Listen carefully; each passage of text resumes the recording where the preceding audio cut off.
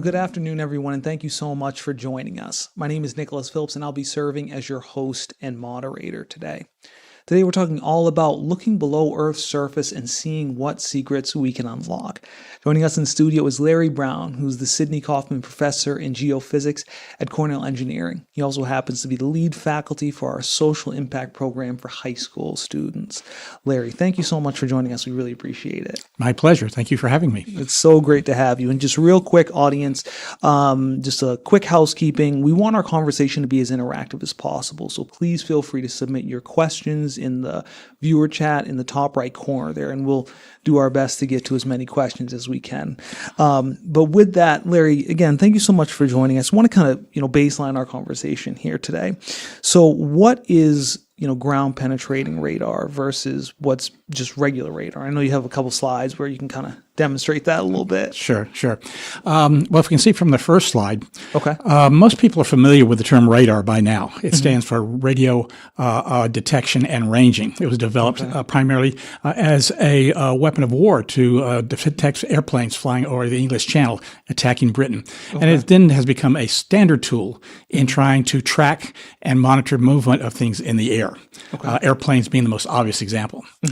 The way it works is very simple. It's echolocation. A radio wave is sent out from an antenna in a particular direction. When that wave hits something like an airplane, some of that wave is reflected back to the antenna. And the time it takes for the signal to leave the antenna to get to the target, the airplane, and reflect back is a measure of how far away the subject is. And you can get the direction from the direction the antenna is going. So you get the distance and direction, you found it.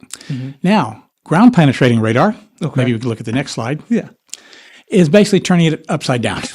We turn the antenna, instead of pointing it into the air, we point it underground to find out what's under the ground. Many people may be familiar with this in watching the various police procedurals on television, like NCIS, where if somebody is looking for a body, they probably call out somebody with GPR to see what they can find. But the principle is still the same.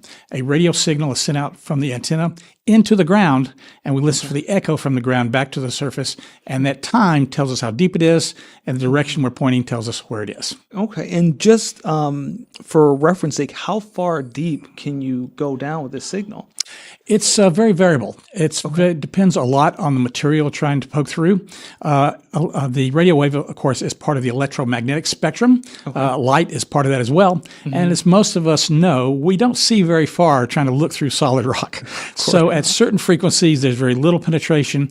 At lower frequencies than you'd use for the air, some of that energy can get into the ground and go a distance. Now, depending on the material, it may go nowhere. I've certainly done projects where the signal didn't go anywhere. And in favorable conditions, you can signals typically go on the order of meters to tens of meters. It is a shallow exploration tool, but it is very effective for that near surface environment where the bodies are found. And, we were talking a little bit about, radar versus ground penetrating radar. And I'd be interested to know, how has this technology, when we're talking about ground penetrating radar, how has it kind of evolved or changed over the years? It's gone from a kind of an esoteric tool of specialists, maybe in the 1960s or so, to being extremely widely used by a variety of industries. As you might expect, anybody who needs to know what's under the ground would use this. A big part of the industry is actually in construction, trying to determine things like where is the rebar in concrete, or determining how thick is concrete, or determining how thick is the pavement on a road surface. So probably the biggest market these days are in construction applications where they need to measure thicknesses of things that they either put into the ground or things they want to know in the ground. Detection of tunnels, detections of caves, so that you can build a building and it won't fall into the ground once you build it. That's a large part of the application. And of course, you can imagine many military applications as well. And you talked a little bit about just a second ago, but I'd be interested to know what kind of is the biggest impact you've seen as far as ground penetrating radar? I think in terms of day-to-day stuff, primarily in the construction industry, but it gets a lot of attention in forensics. Obviously, looking for bodies, looking for lost weapons, etc. Looking for geological phenomenon. Pollution, for example, is a wide application there, and that's where it gets a lot of application. In the military, detecting mines, things of that sort. So those areas where it's become essential tool to making informed decisions about what's under the ground to be avoided or to be taken advantage of. And you mentioned, you can get down, a few meters to tens of meters. I'd be interested to know, how big of a deal is that to be able to, even look just a few meters, even 6 feet down? Well, you mentioned 6 feet. Ironically, many of our projects have been trying to determine the locations of lost burials, that is, caskets and other burial material in graveyards, which have gone into disrepair, and people lose track of where the actual casket is relative to the headstone. And of course, that 6 foot mark is kind of a key thing there. And certainly in pollution, that first few meters is very critical to where pollution is coming to the surface. And there are agricultural applications where understanding root systems, which are only a few inches, can be very, very critical. Out in California, for example, radar is used to determine soil moisture, which is important for understanding the health of grapevines. And that's something that we measured in the upper few inches, much less meters. Deeper than that, cave systems. In Florida, for example, many other parts of the world, they are plagued by sinkholes, which are holes that collapse in the limestone geology due to the dissolution of the rocks underground. The ones at the surface are obvious, but many of them are caves underground, and you certainly don't want to build a parking lot or a house on top of one of those caves that may fall through, and those can be quite deep. That's so interesting. And, broadly speaking, we talked about the many different areas where ground penetrating radar is used, but I'd be interested to know where are some major applications that it's being used in, geophysics, for example. In geophysics, understanding basic geology, that is, understanding what the rock layers are when you can't dig it up. So the alternative to looking non-destructively to geology is digging it up, which is sometimes either infeasible or impractical. So understanding rock deposits, particularly shallow rock deposits like soil layers and some of the glacial stuff we see here, are very widely used. Looking for faults in the subsurface, which may be earthquake faults or just simply structures which are weakness that you don't want to build on as well. So this is good for determining that kind of geology. Mining, looking for structures which may be related to minerals. It has some applications there. So anything that has some information that you need about the subsurface, radar often is applicable. Not always. Like I said, there are those cases where you'll do a beautiful survey and get zipped and go 5 feet away and get beautiful data. Oh, wow. And you talked a little bit about, seismic activity. So very, very quickly, Albert checks in with a question kind of along that line. So Albert wanted to know, how effective is this radar technique at detecting the potential for earthquake activity underground? So you mentioned fault lines before, I believe. Exactly. Actually, I should say my primary research is in seismology, and it's using sound waves, not airwaves, to do the subsurface. And many times we use earthquake waves to study that. So in fact, this imaging in general is incredibly useful for understanding the structure related to earthquakes. In the case of ground penetrating radar, because of its limited depth, it's generally limited to the applications where the near surface information is critical. For example, working out the history of motion on a fault, something called paleoseismology, where the various rock layers contain a history of how faults have moved over time. And by detailing the depth to the rock layers on either side of the fault, you can actually work out the history of when the fault had earthquakes. And that tells you something about the statistics of earthquakes, and that tells you something about the likelihood of a future earthquake. Wow, that's amazing. Albert, thank you for that question. Very, very thought-provoking. I really appreciate that. And how does ground penetrating radar compare to maybe other subsurface imaging techniques? It's one of a wide array of geophysical techniques that are used, and they all have their strengths and weaknesses. For example, I mentioned seismology. That's widely used in oil exploration, and that is because it's very powerful and it can penetrate very deep. It could actually be used to penetrate all the way through the earth if need be, if you had big enough sources here. In fact, I got into radar because I wanted to look shallower. I did not need that kind of depth here. There are things like measuring the Earth's magnetic field, which is distorted by mineral deposits, which affect the Earth's magnetic field. There are ways of surveying for changes in the gravitational field, which are caused by dense material buried in the subsurface. And there are ways of looking at the electrical properties of the rocks that can tell you a conductive rock from a non-conductive rock. Again, that could tell you whether you've got a groundwater problem, a pollution problem or not, or where you have a mineral deposit or not.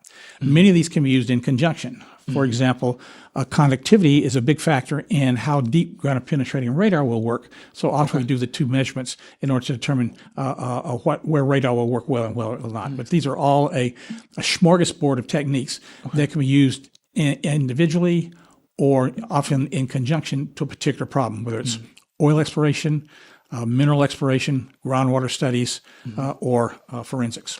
So is it safe to say that, ground penetrating radar is just one piece of like a bigger picture when we're looking at, exploring and getting down below just what we can see with the naked eye? Absolutely. Well, the big advantage, and one of the big advantages of it, it's one of the least expensive techniques compared to, say, seismology, which requires a lot of manpower to put the instruments on the ground, a lot of equipment to generate vibrations, and a lot of processing to get the results. So seismic is, in the end, the very expensive ones. Radar works on similar principle, but it's much less expensive. One person with a little device that looks like a lawnmower can go out and do radar from day one. And is LiDAR used at all as far as studying the Earth's surface? Yes, sir. LiDAR is a very different tool here. LiDAR, for light detection and ranging, is like radar, but it uses light waves, which are, again, kind of a subset of radar because radar is electromagnetic radiation. But LiDAR uses high-frequency laser beams, and it's usually used to look from the ground from above, typically from an aircraft or from a space platform here. And the advantage of LiDAR is it can do ranging to the ground surface, so it can do very detailed measurements of topography, and it can see through trees. So where you see LiDAR and very high resolution, where you see LiDAR really showing its best is that if you're on a satellite trying to look at the ground and see what's down there, you'll only see from visible light, you'll only see trees or other cover in jungles, for example. LiDAR, because of the nature of the signals that are sent and the signals of detection, can actually get photons that go through the leaves of the trees and hit the ground. So you can actually literally look through foliage and see what's under the foliage. What may be a natural feature like a geological fault, which you can't see because it's covered by foliage, or most recently in archaeological work where whole cities in, say, the Mayan world are discovered because they're now buried by jungle, but LiDAR suddenly reveals their inner workings. That's so interesting. It's so interesting to hear and everything. And, I just very quickly want to briefly talk about, you did, a lot of work with some of the high school students that we worked with, our social impact program. How was that work? What was that like working with some of the high school students now? It's always fun. It's always fun to work with students. I've always said being a professor is the greatest job because you're working at the fountain of youth. That is, every incoming class is younger. It makes you feel like I can't be getting older. Now you push that down to high school, and it makes you feel really, really old, actually.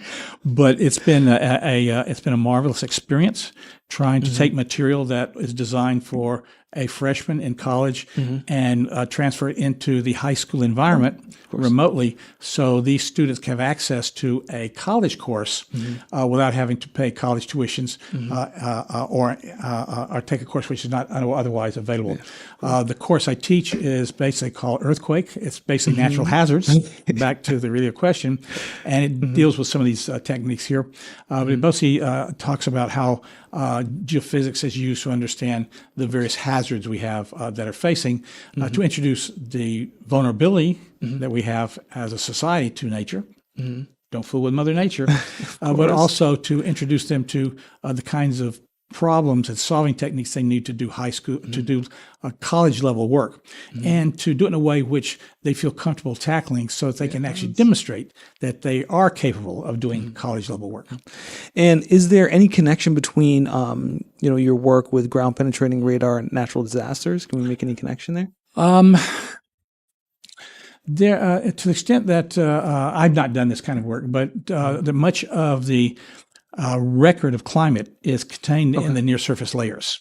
Okay, it's wow. called because that's where the chemical reactions occur, where the geological record occurs. And to the extent you can get more information about that near surface, you have information that tells you a little about the history of climate going forward.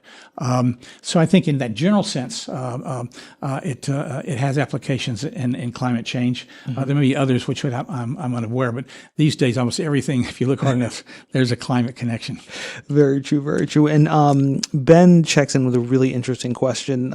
Just a little off topic, but Ben wanted to know, are there advantages to this method over HVSR, so horizontal to vertical spatial ratios, passive seismic methods? Yes, there. Well, first of all, radar is an active method. That is, you actively send a signal to the ground and receive it. The HVSR method is a passive seismic method. So it's different because it does not generate a signal. It uses the natural signal in the ground. And also it uses sound waves, not radar waves. Okay, so it works on different kind of things. And the ground responds differently to sound waves than radar waves. Okay, so one of the advantages of the sound waves is it goes deeper. But one of the disadvantages, it means it has higher resolution as you can with radar.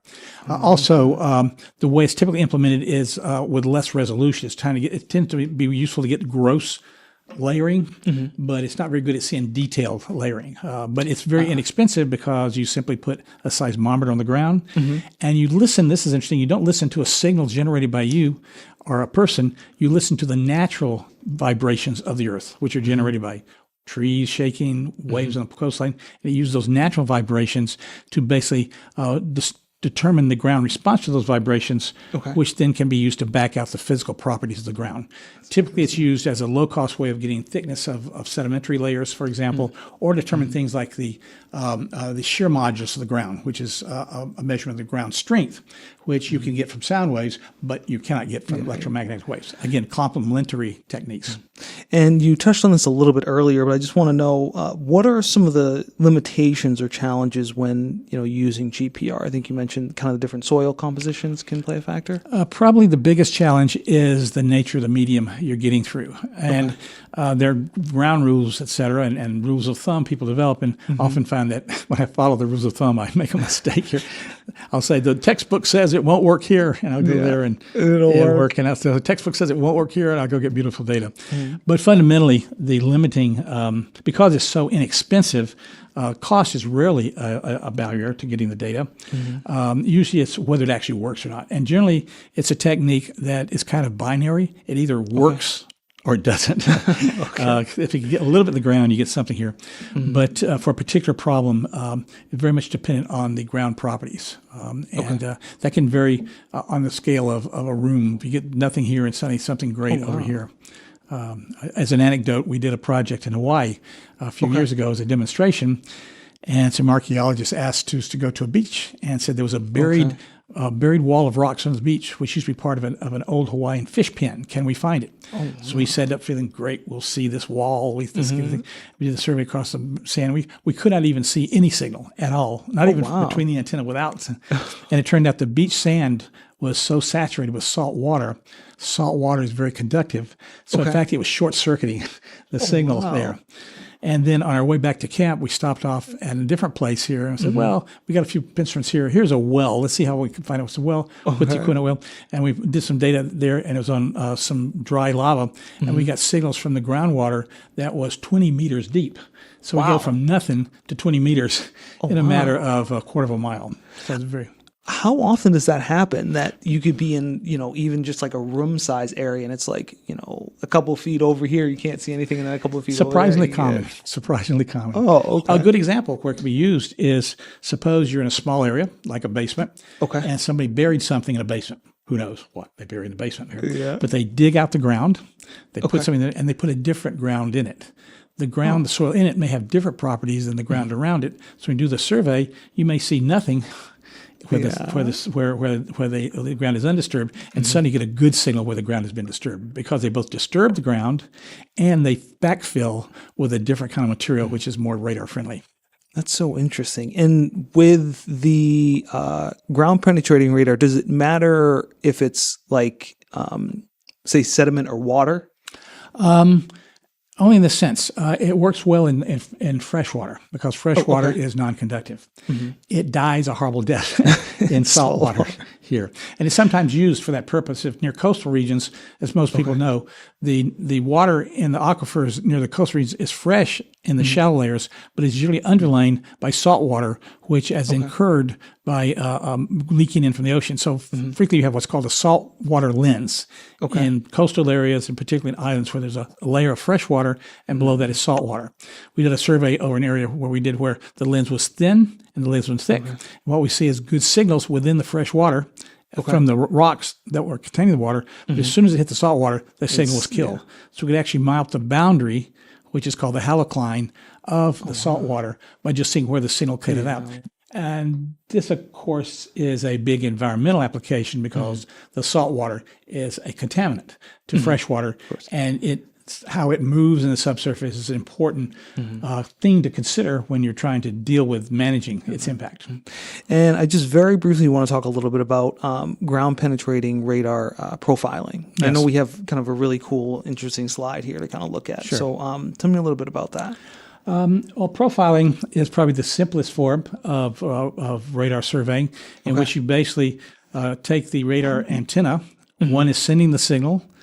One is receiving the signal, and you basically roll them across the ground or drag them across the ground. You make a profile, basically, in which the horizontal axis represents distance along the ground. And while you're doing that, you're pulsing the ground. Example shown in this slide here, where you're pulsing the ground here, and you're actually measuring the echo as it comes back. And the time of the echo changes when the depth of the reflection echo comes in. So if you just plot the signal as a function of travel time, you'll get something which is almost a picture of the subsurface cross-section. So what you'll see is, in terms of distance on the horizontal axis versus echo time, the vertical axis, what is effectively a cross-sectional photograph of the subsurface. And you see all the details that entails. And you talked a little bit about, the freshwater layer with the salt water layer. And that got me thinking, are there areas on the planet that are better for ground penetrating radar versus some that are not? So I'm thinking like a Hawaii, for example, where it's very volcanic. They have, volcanic rock and everything like that, versus, maybe a place in Africa that may not be as volcanically active. It all depends on the rock. Here, there's volcanic rocks in Africa as well as Hawaii, different kinds, and whether the rock is fresh or whether it's been weathered, in which case it's gotten conductive.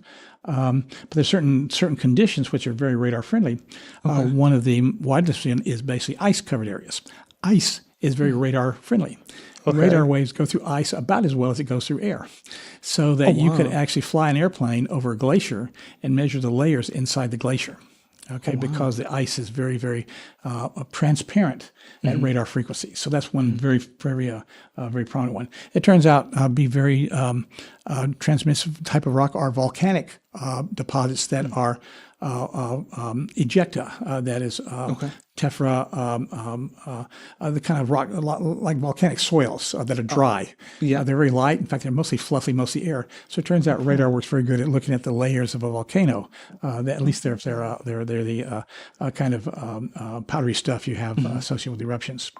And recently it's been the news because it's been used to detect ice on Mars, because you could actually run the radar from a satellite on Mars, because the atmosphere is so thin, and still see penetration that indicates the presence of ice in the subsurface. Wow, that's amazing. And actually, along those lines, Peter wanted to know, are glaciers worth examining, essentially? Oh, absolutely. As a whole field of geophysics now called cryogeophysics, which is studying the geophysics. That's in addition to all the ice geologists and ice hydrologists who've been studying glaciers. A lot of these techniques used to study glaciers, everything from satellite monitoring of movement using something called INSAR, which is kind of like LIDAR, but it uses radar waves to map the surface of the glacier and how it changes over time, so you can see how they retreat, how they thin due to global warming, et cetera. It's also used to measure the internal layering in ice, which is very important to understanding ice mechanics here. So it's widely used in the glacial studies. Awesome. And you had mentioned, GPR using is being part of, archaeological exploration and things like that. And I'd be interested to know, can you share some examples where GPR has been particularly useful in uncovering historical sites or artifacts? You mentioned like the Mesoamerican village. Yes, I've done a couple of projects there. I wouldn't say our results are earth-shattering. They're helpful. There are places where they have had major impact of finding buried walls, for example, that didn't exist, buried statuary, etc. We've done some work. For example, the slide you see here shows two archaeological projects. One is in the mountains just outside of Rome at a place called Lago di Nemi. A survey we did looking for artifacts related to Caligula's pleasure yacht, which was in the Lake Lago di Nemi. And it shows one of the instruments we use, which looks like a little lawnmower. Just you mow the lawn, you catch later. That's what I was going to say, yeah. The figure on the right is from a survey done in Honduras, looking for Mayan structures using a slightly different system. That system on the right is a little bit for deeper. And in both cases, we find that there were buried artifacts which were useful to know in terms of reconstructing the archaeology. This work, by the way, is in cooperation with Cornell's archaeologists in the Center for the Cornell Institute for Materials for Archaeology and Materials Studies. So I got to give a plug out to my sponsors here and the faculty who helped this stuff. This is some work from Hawaii in this next slide. This was more of a demonstration, but this was one looking for a geological feature. As you know, in Hawaii, there are things called lava tubes where the lava runs out from the underground and leaves a hole behind. And these are spectacular structures for tourists, but again, you don't want to fall through one. So this was using the radar at the surface to detect where some tubes are. And this was more of a demonstration project, which was quite successful for that. And, with the previous slide, the one here in Italy, for example, when you go into these areas, do you know exactly what you're looking for? Do you have an idea of, hey, this is how far I'm going to have to go down? Usually. I mean, usually when you're doing a project, you have to have some idea of what you're looking for to know whether that technique will even work. For example, if we were looking for a magma chamber at 20 kilometers depth, I would not be using radar. I'd go to seismology or something like that. So you do need to know something about the target you're looking for, its environment, to have an idea of whether the technique will work or not, and of course your expense account, how much you can afford to do here. So, and in the case of archaeology, this is largely driven by what archaeologists suspect is under the ground. So usually they're not just freelancing, but they have a particular question they want addressed, which may be what's in this room. It may be, but it's usually guided by what they think could be discerned by doing radar, particularly in areas where it's no longer possible to excavate. Okay. A good example of this is a project we did in Honduras from the slide on the right here, where we did just some sites to see what we could find, and we found lots of echoes coming from small bodies that looked like rocks, and there were a lot of rocks there. We said, so most of these are probably rocks. And there was one particular one which looked like an echo from a rock. But when we combined the radar data with magnetic data, it turned out this particular rock was highly magnetic. And it was the only one which was magnetic versus the others. So we suspected that that rock was a different rock. It was a magnetic rock. Okay. And it could be a magnetic rock which was used in that area to make certain sculpture. So we suspect this was actually a buried sculpture that was unexcavated. So we got excited about seeing this. We said, well, let's go back and have the archaeologists look. And before we come back, the whole site was shut down because of vandalism and people looters. So no more digging was allowed. So in that case, we had a lot of data for the site where you could no longer dig, but you did have some information because you had the radar. And what, or rather, how important is it for you to know kind of what the environment's like before you kind of get to the site and actually use that ground penetrating radar? So for example, in Italy, for example, near Rome, I could imagine, obviously the different, volcanic activity, and even just small weather patterns in the Mediterranean there. How important is it to know really just kind of the environment as a whole before you, start throwing radar? It is, and even to the point of the weather, because as you said, radar does not work when you're working with salt water. So if you go into an area where all the soils are dry, you might get very good radar data. But if there's a long rainstorm, it comes back, the water is saturated and it has absorbed the minerals in the ground, you get nothing. And we've had those experiences where whether it is a dry ground or a rain-saturated ground will give you a very big difference in the kind of quality of the data you see. And you mentioned, profiling a little bit earlier, ground penetrating profiling. And when you do that, is it able to uncover like entire civilizations? So for example, like your work in Latin America. Maybe a bit grandiose, because it takes a while to survey these areas. So typically, it could theoretically, if you did something, found something totally different, but normally you'd have to dig it up to confirm that it is something that's a totally different civilization versus just a rock that some Mayan through there, going through there. So impact is kind of proportional to how the significance is of what you might find there. And that is largely a matter of the archaeological context as opposed to the radar data itself. And radar is, it's not as cheap as LiDAR, at least in terms of coverage.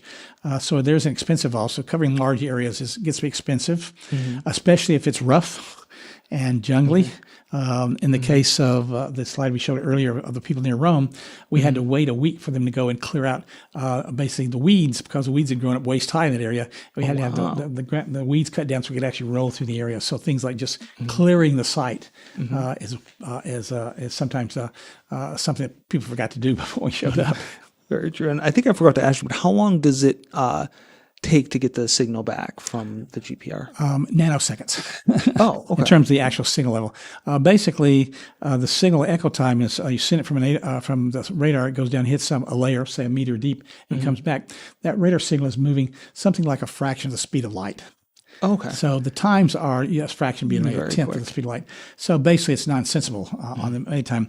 And that way, actually, when you're doing a survey, you do a pulse of mini echoes and you sum them all together to increase the signal. So in terms of the echo time coming back, that's trivial. The time it takes to survey a site is how fast you can move along the ground. And you can't move too fast because you have to have time for the signal to go down and come back. So it's kind of limited to how much signal you put into the ground, which is a function of how deep you want to go, and how fast you can walk. And it's pretty. And the feedback. One of the nice things about radar is it's almost instantaneous feedback to the user, because if you look at the device on the left there, and there's one on the right here, there's actually a little TV screen. So as you're collecting the data, you're actually seeing the data in real time. Oh, wow. So that's a very immediate gratification factor. That's so interesting. That we have. And I want to talk a little bit about your work in kind of urban environments and everything like that. And I know you're doing some work here in Ithaca to, I believe, look at some burial sites or something like that? Not here in Ithaca, although I did do a burial site here as a personal project for someone some years ago who was concerned that his wife had been buried at the wrong location, that her site was not properly marked, and we helped him determine that she was not buried where she was supposed to be. But that was a private one. But we've done a couple of cemeteries. The most recent one was in Alabama. It was a historically black cemetery at a historically black church, which had fallen into disrepair. The church was gone. The headstones were all fallen over. It was basically a field of weeds. And the local community was concerned because a company had come in and built a giant landfill right next door. So they were afraid that the landfill would encroach upon the cemetery, which is not a good sign from pollution as well as from people's personal feelings. So we spent down there a couple of summers trying to map out the location of the burial sites there. And we'll just have you bring your mic a little bit closer. Okay. There you go. There we go. There you go. We're losing you. And with like the site in Alabama, for example, with that GPR, can you read like words off, say sarcophagi? Or? No. In fact, it was a real challenge even seeing the caskets, partly because it was an old cemetery, so the caskets could have been wood, and they could have degraded, so they become one with the soil, makes them harder to detect.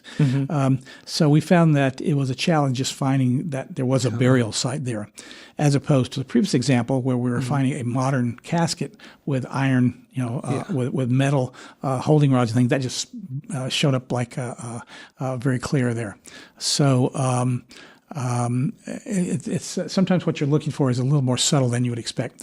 My favorite example are from the things like NCIS, where they'll say there's something inside this column. They'll bring in the radar in, and they'll do a radar scan of a column, and then they'll show the screen. They'll show a hand.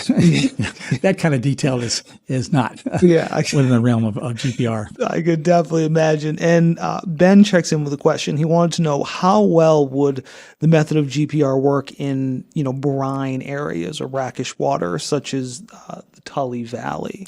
Poorly. Okay.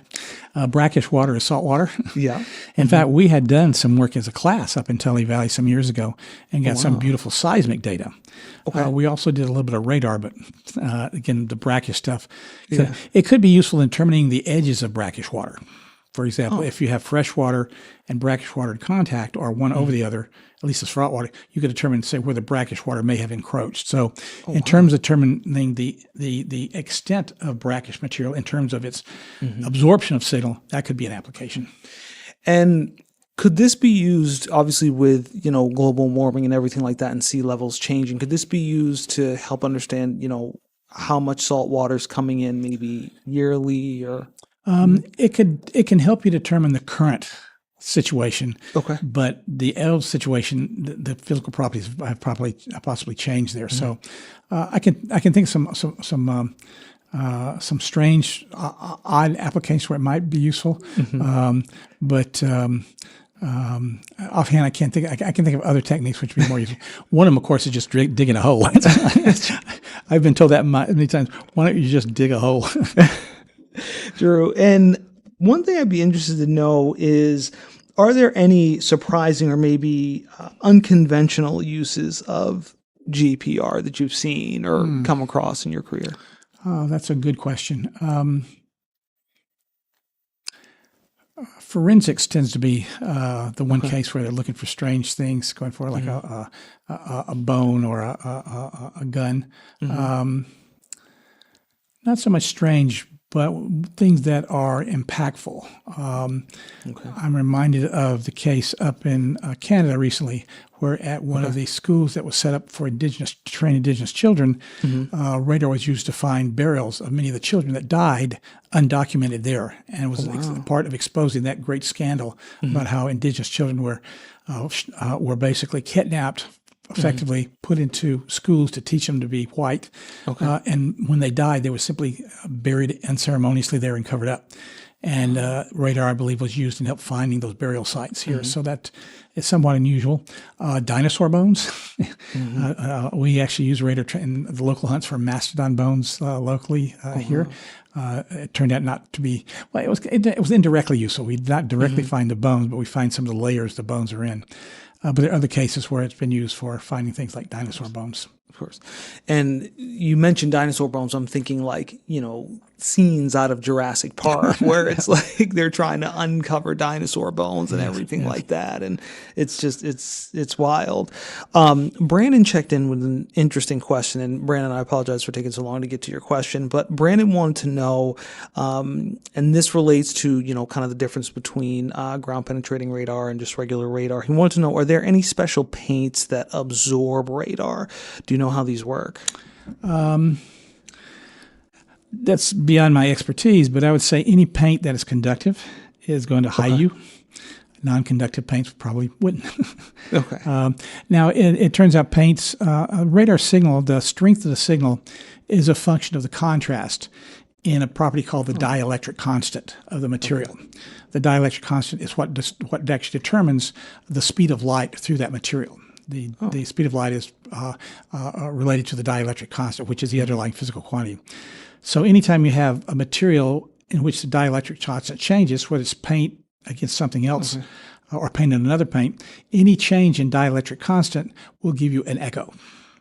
So I can conceive of situations where, because of the materials used in the paint, the minerals used in the paint, lead, iron, copper, that they would change the dielectric constant of the paint, which would change its conduct, which would change its reflectivity, and therefore how easily it's detected by radar. But that's just extrapolation of theory, and it would depend on how thick the layer is and that sort of thing. Yes, very true. Well, Brandon, I hope we answered your question. I want to kind of look a little bit towards the future a little bit. With all your work in ground penetrating radar and everything like that, what do you see as far as future applications, or, what do you see it being used for as far as, 10, 20 years from now? I think it will just expand its usage in our exploitation of the ground surface, in technical applications, probably in mining applications, in environmental applications. It will still continue to play a role in scientific studies because it's one of the tools we use.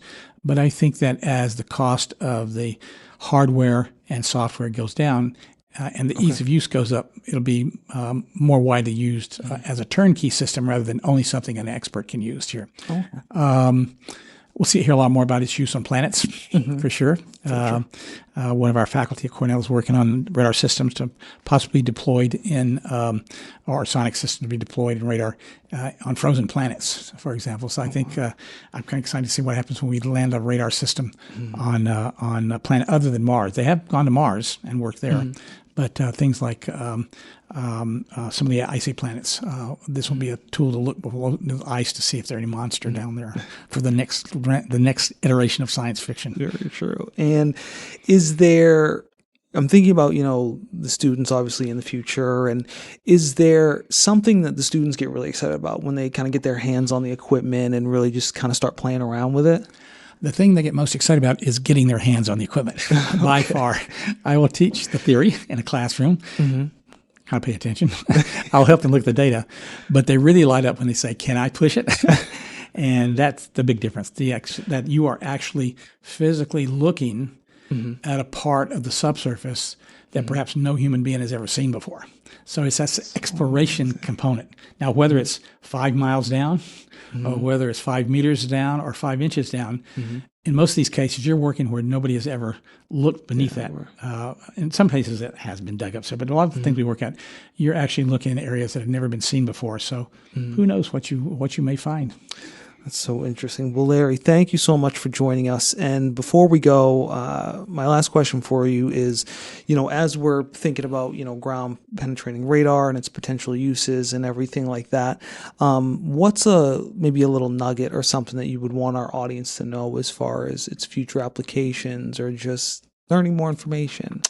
I would say be cognizant of the fact that our environment contains more than the air and the ground surface. It's the stuff under the ground and the interactions between the near surface, sometimes called the critical zone, and the atmosphere, chemically, physically, et cetera, is a large part of what keeps us alive. And so understanding that is an important tool just in general, leaving aside finding bodies or buried treasures, et cetera. So the better we understand that critical zone is going to be important part of mitigating climate change and other related hazards. Of course. Well, Larry, thank you so much. Audience, thank you so much for joining us and staying with us. One last thing, we'll put up a QR code. Just let us know how we did. We want to hear a little feedback from you, what we can improve on, things like that. And we do read those, your comments. We really appreciate that. But again, thank you so much for joining us, and have a great afternoon. We'll see you at the next keynote. Thank you.